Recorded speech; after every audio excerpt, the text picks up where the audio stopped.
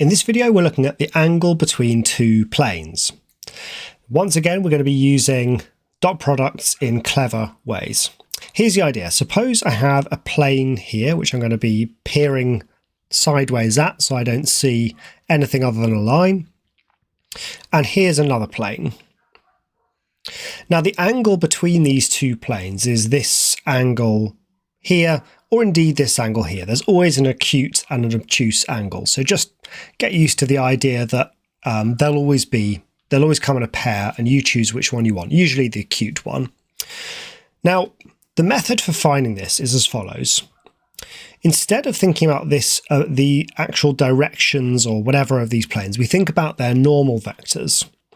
So a normal vector here and a normal vector here. And what we form is a quadrilateral like this, and we actually find the angle between the two normal vectors, theta, down here. Because once we know that angle, we can simply say the angles in a quadrilateral add to 360.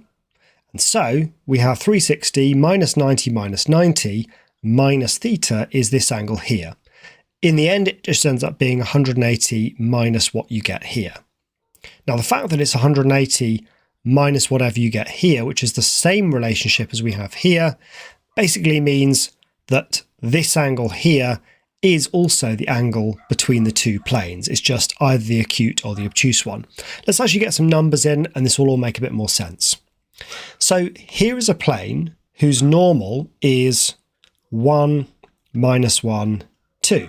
So let's say that that's this vector here, 1, minus 1, 2.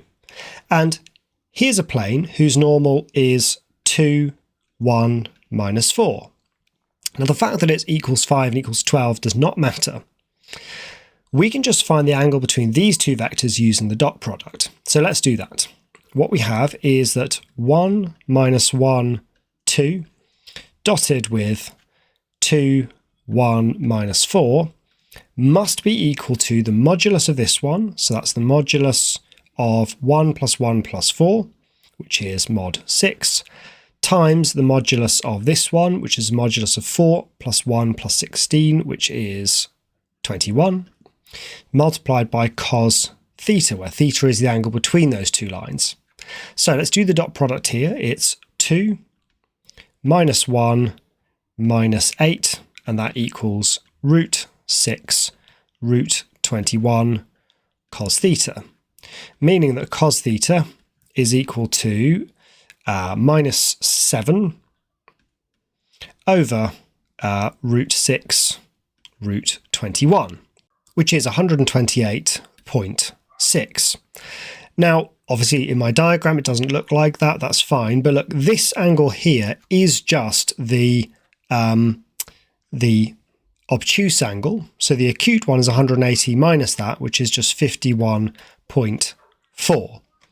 Now, this angle theta, which we found to be 128.6, is just this angle here, and then it's just 180 minus that to get this one. Now, the acute and the obtuse are all wrong in my diagram, but it does not matter. The key point is the angle you find between your two normals is just the angle between the two planes, either the acute or the obtuse. We found the obtuse angle between the two normals, that's fine. So in our diagram, maybe it'd be more like theta would be that one. And that means the acute angle is just 180 minus that. So 51.4 is the acute angle between those two planes. Let's try another question.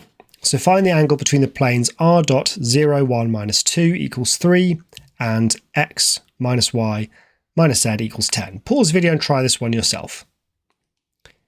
So the picture is the same thing. Here's one of the planes. Here's one of the other planes. Here's a normal to this plane with a right angle there. Here's a normal to this one with a right angle there. So this normal, let's say it attaches to this one, is 1 minus 1 minus 1. And this normal attached to this one is 0, 1, minus 2. So let's find the angle between those. So it's 1, minus 1, minus 1, dotted with 0, 1, minus 2, equals the modulus of this one, so that's root 1 plus 1 plus 1 is root 3, times the modulus of this one, 0 plus 1 plus 4, so root 5, cos theta, and we're finding theta here.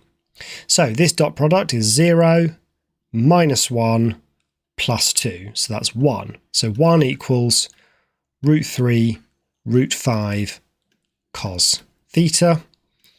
So cos theta is 1 over root 3, root 5, and theta is 75 degrees.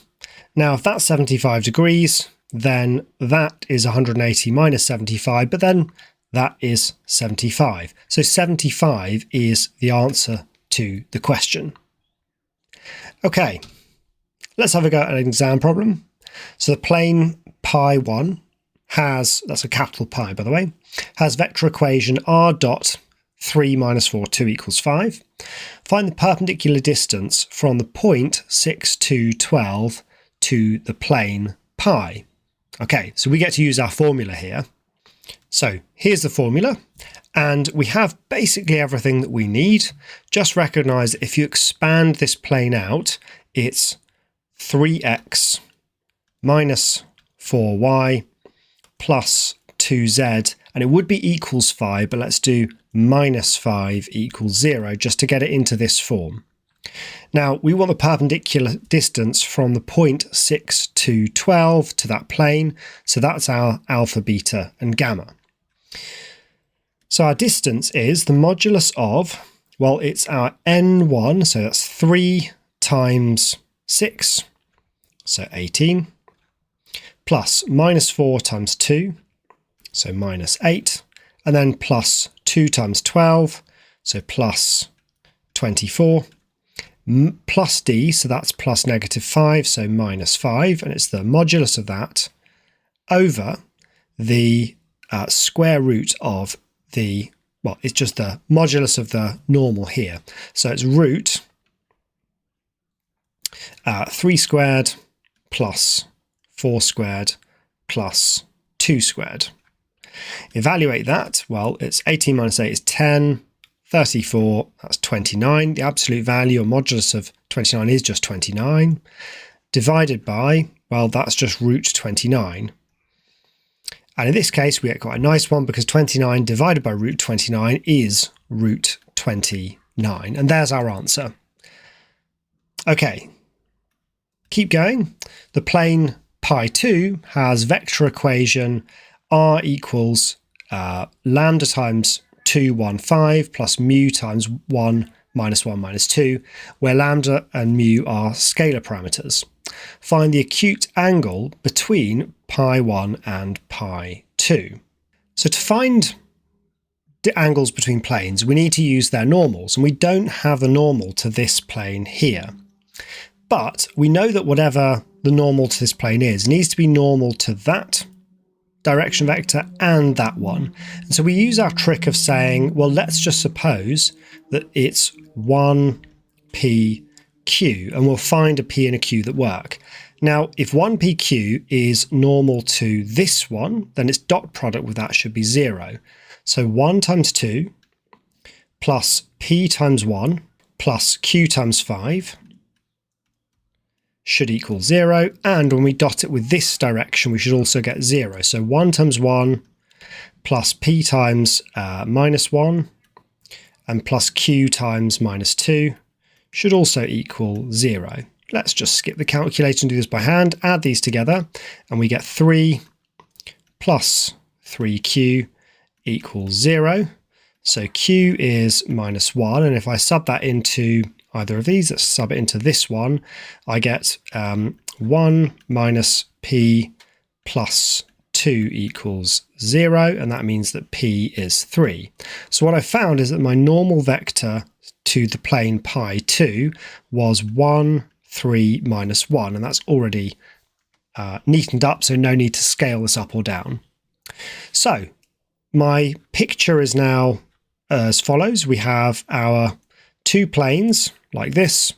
we have a normal vector to one of them and a normal vector to the other one. This normal vector can be the one that we had up here, which was 3 minus 4, 2.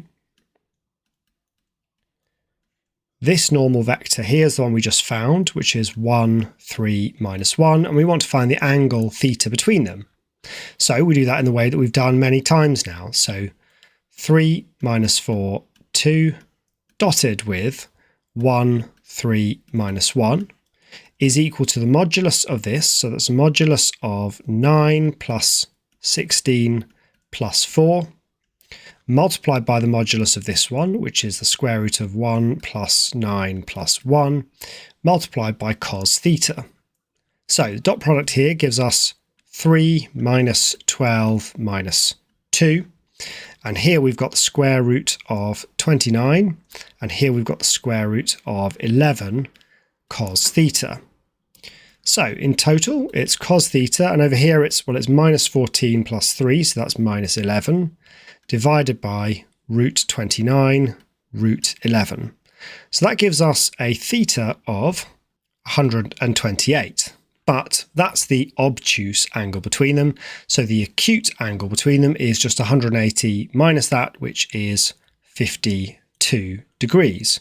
And it said give your answer to the nearest degree. And in fact, that was 128.0 anyway. So we're done. So there's an exam problem. Hope you enjoyed working through that. I'll see you in the next video.